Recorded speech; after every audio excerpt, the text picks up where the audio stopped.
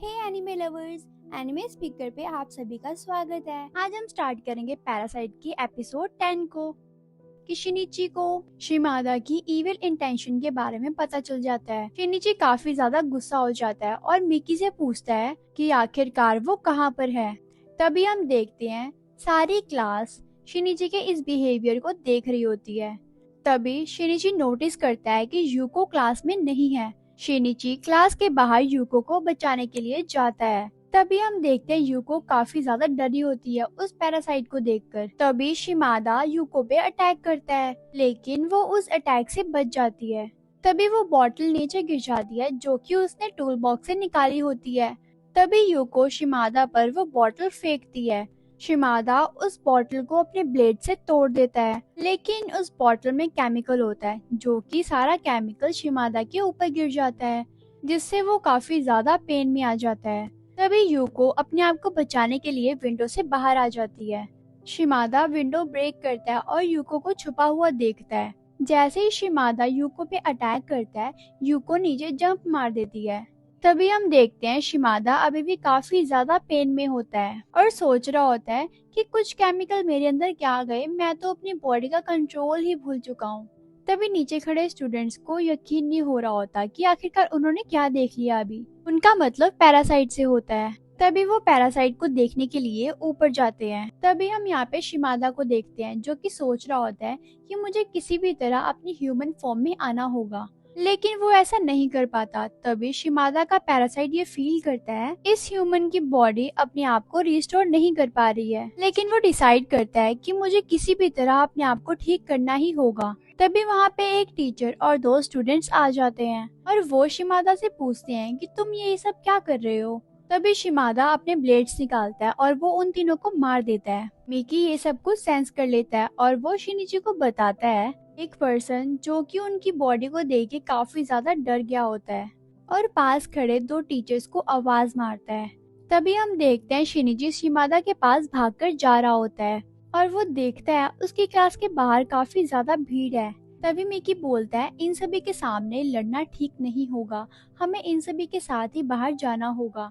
तभी teacher students को कह रही होती है कि तुम सभी एक बार चेक कर लो कि सारे स्टूडेंट्स प्रेजेंट हैं कि नहीं। तभी उनमें से एक टीचर बोलता है क्लास 3 का कोई भी स्टूडेंट अभी तक ग्राउंड में नहीं आया है। तभी शिनिची ये बात सुन लेता है और काफी ज्यादा पैनिक हो जाता है क्योंकि वो क्लास मुरानो की होती है। तभी शिनिची स्कूल के अंदर जाता है और मिक्की से शिमादा की लोकेशन पूछता है, लेकिन शिमादा अभी भी अपनी मर्डरस इंटेंस में होता है। जो भी उसके रास्ते में आ रहा होता है वो उसको मारता चला जाता है। तभी यहाँ पे बाकी स्टूडेंट्स भी स्कूल के बाहर भागते हुए दिखाई देते हैं, लेकिन शिनिची को उन स्टूडेंट्स में भी मुरानो नहीं दिखती। तभी मिकी बताता है कि शिमादा 3rd फ्लोर पर है।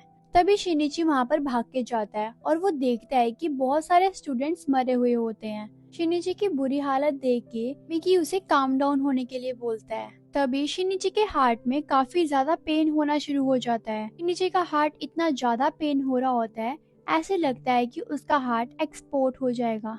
तभी मिकी शिनिची को बोलता है शिनिची सब कुछ ठीक है, तुम चिंता मत करो। तभी शिनिची शिमादा को एलिमिनेट करने के लिए जाता है। तभी वो एक हेड देखता है जिसे देखकर शिनिची काफी ज्यादा डर जाता है क्योंकि वो हेड उसे मुरानो का लगता है, लेकिन थैंकफुली वो मुरानो नहीं होती है।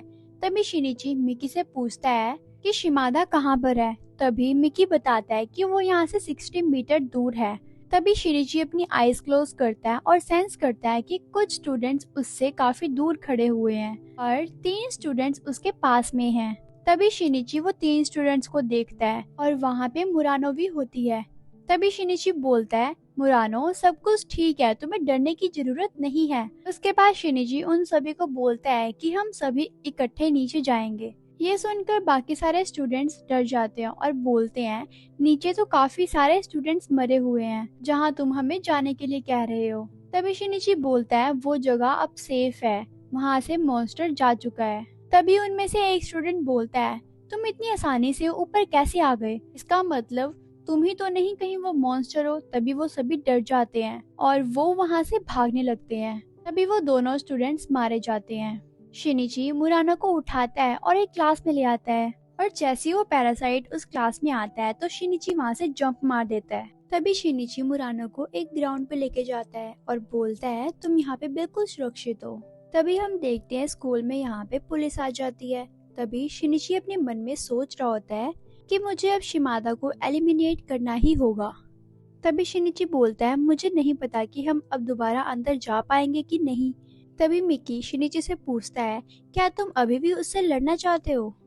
तभी शिनिची कहता है कि हम दोनों शिमादा की रियलिटी को जानते थे लेकिन हमने फिर भी कुछ नहीं किया, इसीलिए हम इस चीज के लिए रिस्पॉन्सिबल हैं और हमें ये सब कुछ खत्म करना ही होगा। तभी मिकी बोलता है मेरे हिसाब से तो हमें ये सब कुछ पुलिस के ऊपर छोड़ देना चाहिए। तभी हम देखते हैं शिमादा स्कूल में अभी भी घूम रहा होता है और पुलिस उसको रोकने की कोशिश करती है लेकिन शिमादा उन सभी को मार देता है। तभी मिकी शिनिची को बताता है शिमादा इन गोलियों से नहीं मरने वाला, अगर उसको मारना ही है तो उसके हार्ट पे या फिर उसके हेड पे अटैक करना चाहिए। अगर शिमादा इंजर्ड हो जाएगा तो फिर वो अपने आप ही मर जाएगा। तभी शिमादा यहाँ पे काफी ज्यादा इंजर्ड हो जाता है और धीरे धीरे स्कूल के रूफ पे आने लगता है। मिकी शिनिची से पूछता है क्या ये सारी गलती शिमादा की है। तभी मिकी कहता है इसका डिसीजन हमें ह्यूमंस पे छोड़ देना चाहिए। तभी शिनिची बोलता है चाहे जो भी हो हमें इस चीज को खत्म करना ही होगा। तभी मिकी बोलता है हम इस चीज को खत्म कैसे करेंगे। तभी शिनिची नीचे पड़े हुए पत्थर को उठाता है और बोलता है इससे हम उसको मारेंगे। तभी मिकी बोलता है हमें कम से कम 3 मीटर की दूरी पे रहना होगा, नहीं तो शिमादा हमें सेंस कर लेगा। तभी शिनिची एक बिल्डिंग के टेरेस पे चढ़ता है और वो देखता है शिमादा भी टेरेस पे ही है। मिकी बोलता है तुम्हें अपनी स्ट्रेंथ मेरी पावर के साथ जोड़नी होगी, तभी हम ये काम कर पाएंगे। तभी शिनिची उस पत्थर को अपनी राइट हैंड में पकड़ लेता है और अपनी सारी स्ट्रेंथ कलेक्ट करता है। स्टोन को शिमादा के ऊपर एम करके थ्रो करता है। उस स्टोन की हाई स्पीड और एक्यूरेसी की वजह से वो स्टोन शिमादा की चेस्ट को पार कर जाता है। शिमादा शिनिची को दूसरी बिल्डिंग पे नोटिस कर लेता है। फाइनली वो मर जाता है। तभी हम देखते हैं कि पुलिस टेरेस पे आ जाती है और वो शिमादा को मरा हुआ देखती है। तभी शिनिची टीवी पे देखता है शिमादा वाली न्यूज। तभी वो मिकी को बताता है मुझे अभी तक ये नहीं समझ आ रहा कि ये लोग अभी तक ट्रुथ को क्यों छुपा रहे हैं। तभी मिकी कहता है अगर वो लोग शिमादा की बॉडी सभी के सामने ले भी आए और अगर वो अनाउंस कर दे कि उन्होंने एक नई लाइफ फॉर्म आइडेंटिफाई की है जो कि ह्यूमंस के ऊपर सरवाइव करती है, लेकिन इससे अचीव क्या होगा। तभी शिनिची बोलता है इससे पब्लिक में अवेयरनेस पैदा होगी और जितने भी पैरासाइट्स हैं वो सारे पकड़े जाएंगे। तभी मिकी पूछता है कि तुम लोग पैरासाइट को कैप्चर कैसे कर सकते हो। तभी शिनिची बोलता है ह्यूमंस ये काम अकेले नहीं कर सकते, हमें भी उनकी हेल्प करनी होगी। तभी मिकी ये बात सुन के मना कर देता है और कहता है मैं सिर्फ अपने लिए जीता हूँ और वैसे भी ह्यूमंस मेरे दोस्त नहीं हैं तो मैं उनकी मदद क्यों ही करूँगा। तभी मिकी बोलता है अगर पुलिस ने पैरासाइट को देख भी लिया तो अगर वो किसी ह्यूमन के बॉडी में आके छुप जाए तो उन्हें पता भी नहीं लगेगा, इसीलिए ह्यूमंस पैरासाइट को पकड़ ही नहीं सकते। तभी शिनिची बोलता है इसीलिए हमें उन सभी पैरासाइट्स को ढूंढना चाहिए। तभी मिकी बोलता है तुम्हारा मतलब क्या है कि हम उनको ढूंढ के मार दें। तो वो कहता है शिनिची मेरी मेंटालिटी सभी से डिफरेंट है, इसीलिए मैं अगर अपने जैसे पैरासाइट को मार दूं लेकिन फिर भी मुझ में कोई इमोशंस नहीं आते, लेकिन तुम मेरी जगह रह के देखो और मैं तुम्हारी जगह रह के देखूंगा। तभी ये सुन के शिनिची थोड़ा सोचने लग जाता है। मिकी अपने मन में सोच रहा होता है ऐसी बातें करने से तो शिनिची डिस्टर्ब हो जाता है। तभी हम दूसरी जगह देखते हैं जहाँ पे कुछ ऑफिसर्स की मीटिंग हो रही होती है। उसमें से एक पर्सन बोलता है पैरासाइट एग्जिस्टेंस को छुपा के रखा, लेकिन अब इन सभी चीजों को छुपा के रखना काफी ज्यादा मुश्किल हो चुका है। दूसरा पर्सन बोलता है अगर हम इस तरह की अनाउंसमेंट करेंगे तो सभी लोग बहुत ही डर जाएंगे। तभी एक पर्सन बोलता है कि अब टाइम आ चुका है कि हम सभी पर्सन्स को ये बताएं। इसके रिप्लाई में एक पर्सन बोलता है कि आखिरकार हम पब्लिक को क्या बोलेंगे।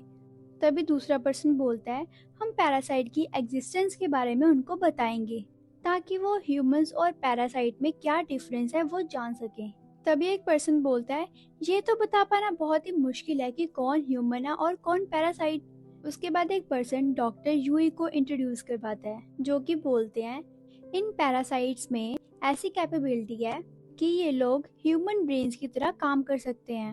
ह्यूमन बॉडी को कंट्रोल करने के साथ साथ ये लोग काफी कुछ कर सकते हैं। और वो ये भी बताते हैं कि इन पैरासाइट के टिश्यूज एकदम रबड़ की तरह होते हैं, यानी कि बहुत ही ज्यादा फ्लेक्सिबल और स्टील जितने हार्ड।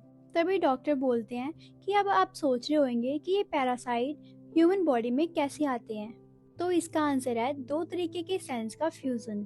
तभी वो आगे समझाते हैं जब इन पैरासाइट्स के सेल्स इकट्ठे होते हैं तब इनकी इंटेलिजेंस ह्यूमन से भी कई ज्यादा हो जाती है। लेकिन अगर सोचो इनके सेंस अगर एक साथ गैदर ना हो, आखिरकार तब क्या होगा। तभी वो बताते हैं अगर इनके सेंस को प्रॉपर ब्लड यूनिट ना मिले तो ये मर सकते हैं। इन पैरासाइट के सेंस एक साथ होकर ही काम करते हैं। अगर एक काफी छोटा फ्रेगमेंट पूरी बॉडी से अलग हो जाए तो फिर उस छोटे से पार्ट में इतनी इंटेलिजेंस नहीं होती कि वो दोबारा से उस बॉडी में जा सके। तभी डॉक्टर समझाते हैं अगर आप एक ह्यूमन का हेयर पुल करोगे तो उसको कोई भी फर्क नहीं पड़ेगा, लेकिन अगर उसकी जगह आप एक पैरासाइट का हेयर पुल करोगे तो उस पैरासाइट का हेयर काफी देर पेन में तड़पेगा और वो फिर मर जाएगा। गाइस, इसी के साथ ये एपिसोड यहीं पे खत्म होता है। अगर आपको ये एपिसोड अच्छा लगा हो तो लाइक, कमेंट एंड शेयर जरूर करना और मुझे एडवाइस भी दो कि मैं नेक्स्ट एपिसोड कौन सा बनाऊं। मिलते हैं नेक्स्ट वीडियो में, तब तक के लिए टाटा।